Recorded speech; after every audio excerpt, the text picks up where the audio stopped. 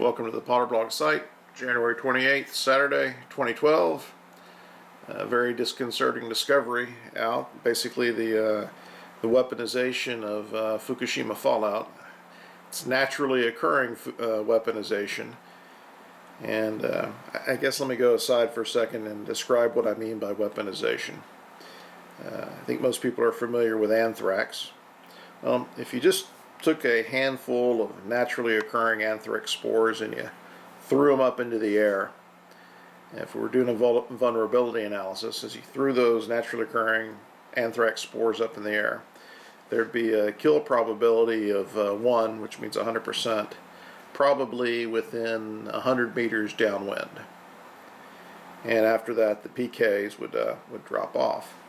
Now, if it were weaponized anthrax, if you threw that same handful of anthrax into the air, the PK values would probably remain at 1 for maybe 100 miles downwind. Now, the difference is in weaponized anthrax versus regular naturally occurring anthrax is the anthrax, each spore is basically free to float in the air by itself. It doesn't stick to the other spores. So it's a much smaller surface.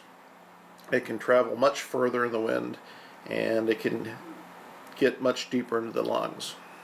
Well, in essence, we've had something similar occur here with uranium now coming out of Fukushima, and that's the formation of fullerenes. And what you see here in the image in front of you looks like the structural skeleton of a soccer ball, and that's in essence what this is. And this fullerene is made of carbon. Each one of these black dots here is a carbon atom, and each one of those tubes connecting it are the atomic bonds making the connection. And if you notice, the inside is hollow. That means that this package here can actually deliver. There can be other atoms inside of here free floating that this fullerene here can deliver. Those are called endofullerenes. Now, what makes this troubling is these are nanoparticles, which means they're extremely small, and in this case, pretty strong too. Now, the discovery came here in a story just recently released, and these people here, I believe, deserve an award for thinking of these possibilities and doing these tests. Now, the key thing to see through here is basically, I'll read the abstract to you. The Fukushima Daiichi nuclear accident brought together compromised irradiated fuel and large amounts of seawater in a high radiation field. Based on newly acquired thermochemical data for a series of uranyl peroxides, compounds containing charge balancing alkali cations. Here we show that nanoscale cage clusters, and that's what you just saw in the image before, on nanoscale cage clusters, containing as many as 60 uranyl ions, bonded through peroxide and hydrogen bridges, are likely to form in solution or as precipitates under such conditions. These species will enhance the corrosion of the damaged fuel and this is where it gets to be critically important, and being thermodynamically stable and kinetically persistent in the absence of peroxide, they can potentially transport uranium over a long distance. Well, there's a lot more to it than just that. But as people look back 50 years from now on the cancer rates and the deaths associated with Fukushima, this study here will probably be the key indicator in a significant quantity of those cancers and deaths. Now, what's happened is that uranium has formed this structure. So what we have now is a very small, cohesive structure of uranium atoms that basically don't stick to the other uranium atoms that are not inside the they're not made of the structure. So they're free-floating nanoparticles that are stable. Stable in the water, stable in the air. It's the equivalent of the anthrax model, which is these things are small, nanoscale, persistent, can spread over a large area. And what that means is that every simulation model showing the transport and deposition of fallout from Fukushima is potentially wrong. Fallout's in a much broader area. It's transported much more easily. But even worse is the effects of these nanoparticles when they reach the body. Here's a chart for uranium. It shows the lifetime cancer risk, and basically what all this refers to is the reference dose. And a reference dose is the quantity of the contaminant, in this case uranium, that is required to produce an effect.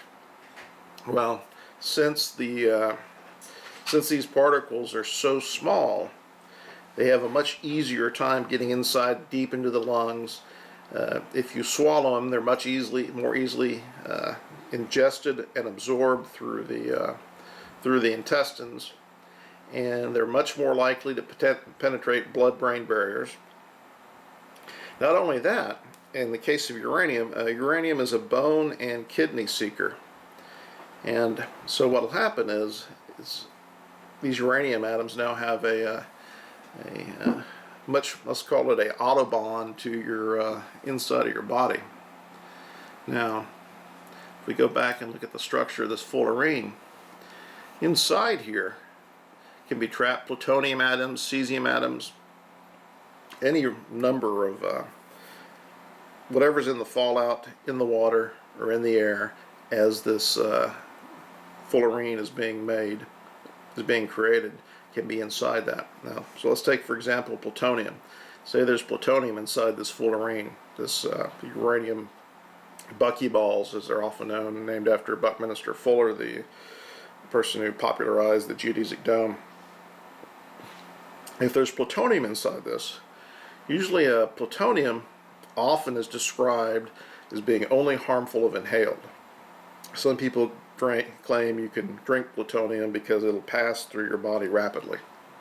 Well, plutonium inside of this fullerene, making an endofullerene, if this gets ingested,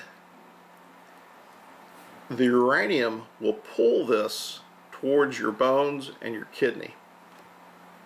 In essence, it's a cruise missile for the plutonium inside of it, or whatever else is inside of it.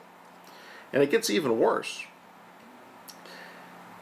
Now, if you've got a radioactive particle inside here, surrounded by other high atomic weight radioactive particles, and you have a decay, there's a possibility of localized fission in here. And even worse than that, since these particles are small, let's say they're outside the body, they go high in the upper atmosphere. So when we have solar storms and solar proton events, especially proton events where the geomagnetic structure of the Earth alters enough that it's not all directed, that not all the protons are directed towards the poles, these types of structures provide a much greater target for spallation. So all around, this thing is just people don't realize how bad of a news this is, and it's likely to be underreported how bad of a news this is. But if you're a reporter in Fukushima, or you're anywhere around Fukushima, and you're relying on an N95 or a surgical mask to keep you safe, yeah, you're hosed. I mean, this type of contaminant requires at least a P100 respirator, if not a self-contained breathing apparatus. And if you follow the Potter blog site, one of the things we've stated before is we believe that a good portion of the corium is in the groundwater, and at least since August. Now we've detected short half-life radiation that bears out that. But there's a good news aspect to that, and these things function in the presence of salt water. So if the corium is functionally being cooled by groundwater, then potentially there's a lesser likelihood of the current formation of these fullerenes and endofullerenes. But nobody really knows what the conditions are like in several of those reactors.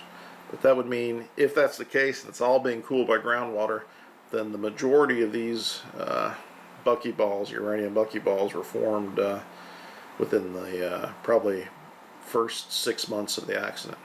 But now where it gets incredibly even more concerning is the spent fuel pool that people have claimed is on the verge of a collapse at Fukushima pending the right earthquake. That fuel pool, since it's elevated, is obviously still being cooled by salt water. So that fuel pool has got to be forming just buku fullerenes. That fuel pool collapses, and these fullerenes spread. I mean, that means these speedy models that Japan they use for evacuation purposes will be not good enough. And if you're living in Tokyo, I'd suggest that you have a basically a gas mask ready, P100 military type gas mask. I think there's a 3M type 64 filter that might do the job. But as I said before, people don't begin to even understand how concerning this information is.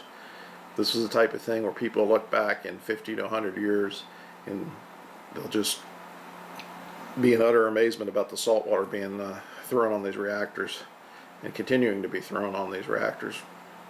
Hopefully it'll spur the improvement or some thought of improved emergency or improvised cooling mechanisms for these type of situations. Very troubling indeed.